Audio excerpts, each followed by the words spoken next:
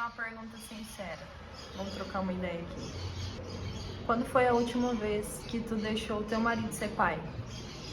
Doeu? Não, fala que doeu. A verdade é que esse é se não o maior motivo do porquê que tu tá tão estressada, mulher. Mas antes de qualquer coisa, deixa eu me apresentar. Meu nome é Manuela, eu tenho 3 filhos. Criei esse canal aqui pra gente conversar sobre maternidade, sobre vida e sobre tudo aquilo que esse lindo universo maternal nos apresenta. Seja muito bem-vinda, mamma mia. E aí não basta gerar, parir, amamentar, entregar tudo de si, de corpo, mente e alma, o cérebro ser transformado de uma maneira jamais vista, o corpo passar por dores que nenhum ser humano capaz consegue entender o que é o parto, ou pior, ser cortado 7 camadas da tua pele. Ainda a mãe se entrega de corpo, mente e alma para todo o resto.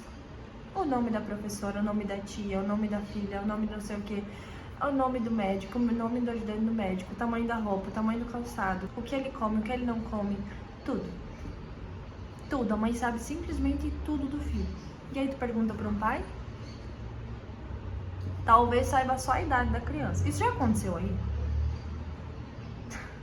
Ou tu conhece alguém que já aconteceu? A verdade é que nós fazemos isso por costume. É algo que já vem passado. A gente vê que as mães se entregam inteiras e os pais, por trabalharem, não precisam todo esse desgaste ou todo esse esforço. E eu tenho que contar para vocês. Quando eu ganhei meu primeiro filho, o Arthur, eu morria de ciúmes do meu marido. Eu não deixava ele pegar, eu não deixava ele dar banho, eu não deixava ele fazer nada, coitado. Quando ele ia fazer, eu não queria demonstrar aquele sentimento, então eu ficava só colocando problema. Não, mas não é assim que faz, não, mas não é desse jeito. Não, mas... Então eu minava ele de uma maneira que, fazia com que ele perdesse o desejo de ajudar. E eu passava estressada, cansada, exausta, e eu não pedia ajuda. Até que com 35 dias do Arthur, eu fui parar no hospital, com uma hemorragia super grave. E quase fui dessa por uma melhor, né? E o meu maior medo era o quê? Quem vai cuidar do Arthur? Se não eu. Porque só eu sei cuidar do meu filho. E nesse rolê todo, como todo mundo, eu tentei dar o melhor e errei muito com meu filho. Entreguei celular muito cedo, o desgaste, né? O querer fazer tudo, a gente não dá conta e aí a gente acaba errando. E não permitindo que o nosso marido erre, né? Eu posso errar, tudo bem, mas ele errar. Ele nasceu sabendo, igual nós. E aí o Arthur teve que ir no neuro, porque a gente tava desconfiado que ele tinha autismo. Ele não falava. Com 2 anos, né? Ele não falava, ele só apontava para as coisas, ele não queria socializar, nada. E aí o neuro disse assim, eu quero perguntar uma coisa para vocês. O Arthur tem acesso à tela? Sim, o Arthur já tinha até telefone. Ele disse assim, então nós vamos desmamar isso aí desse guri e vamos testar. 1 mês. E em 1 mês a gente testou então e foi desmamando o telefone dele. E enfim, foi outra criança, né? Foi totalmente diferente ali, todo tratado. Ele começou a querer balbuciar palavras, ele começou a querer desenvolver, ele queria se comunicar, ele buscava nós para brincar. O que que era? Eu não tenho a ajuda do meu marido, então eu busco na tela um auxílio, uma rede de apoio. E quando cortou a tal da rede de apoio do celular, o que que eu tive que fazer? Eu fui para pesquisa. Eu fui pesquisar, pesquisei sobre o desenvolvimento infantil e a importância do pai, que o cérebro da criança, ela recebe as informações dos pais de forma diferente. O pai já é uma energia de avanço, pode ver, o teu marido muitas vezes vai lidar com o teu filho de uma maneira mais bruta. Por quê? Porque ele precisa ir, porque o pai é aquela energia que motiva, que inspira, que leva para o mundo. Por isso que um pai presente causa menos ansiedade, mais autonomia, mais autoconfiança. Pessoas que tiveram um pai presente, a gente vê nitidamente que é diferente o seu modo de agir, de pensar, de tratar. E pode ser um pai presente, e pode ser um pai que esteve ali, mas que não esteve presente. Às vezes, por esse motivo que eu tô trazendo pra vocês, as mães não querer fazer. E aí nasceu pra mim, depois desse período, o Céu das Mães. Eu já estou há mais ou menos uns 3 anos conseguindo adaptar uma rotina, porque como eu falei, quando a gente tinha o Arthur, ele não tinha horário pra nada. Era celular, ele dormia a hora que ele queria, ele comia o que ele queria. Era muito, muito livre, era muito assim, sem rotina, e aquilo causava um grande alvoroço pra tudo, né? Então, e eu achava que tava fazendo certo. Mães, né? A gente erra e a gente tem que se comprometer com o nosso erro, se responsabilizar. Então, de uns 3 anos pra cá, a gente começou a colocar rotina. Então, lá por volta do mais tardar 9 horas da noite, as crianças já estão na cama e aí começa o Céu das Mães, que eu chamo. O Céu das Mães, que é o quê?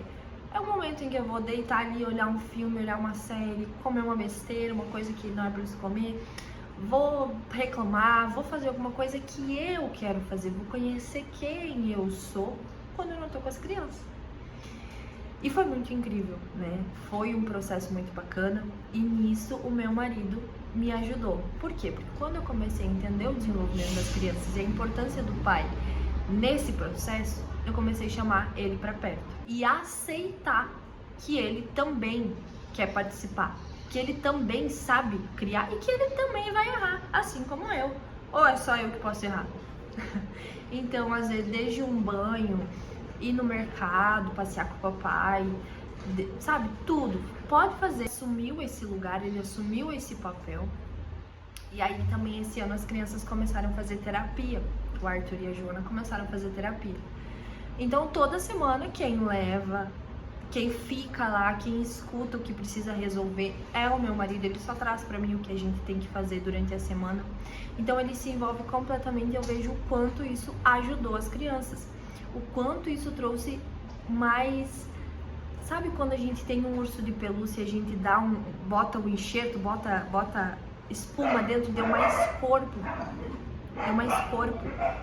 mais autonomia para eles buscar. Então eles sabem a minha ajuda e a ajuda do pai deles. Uma coisa que a gente colocou muito claro aqui em casa, quando a gente começou essa questão, no outro vídeo eu falei, o Otávio veio de uma criação mais rígida, tipo um quartel.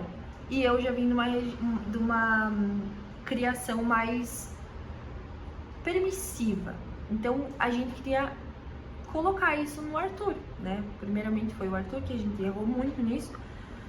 Só que depois quando a gente começou a estudar isso, quando a gente teve esse baque de tipo assim, cara, a gente é um time. Então a gente colocou essa ideia de que, cara, a gente é um time. O papai falou não, a mamãe fala não. Falou, tá falado. A gente tá junto nessa. E sempre conversando e adaptando conforme as coisas vão surgindo, mas juntos. É uma coisa que hoje eu falo para as crianças. Crianças, hoje a gente é um time. Papai e a mamãe são os treinadores. Nós dois juntos temos que decidir como vocês vão fazer, como que vai ser o negócio. Sobre a questão de educação positiva e educação rígida, eu posso criar outro vídeo depois sobre isso, que a gente passou pelas duas, e até pela educação permissiva. Olha, é que a Bíblia, ela confirma essa questão de chamar o pai para perto. Em Efésios 6,4 diz: pais, criem seus filhos na disciplina e na instrução do Senhor.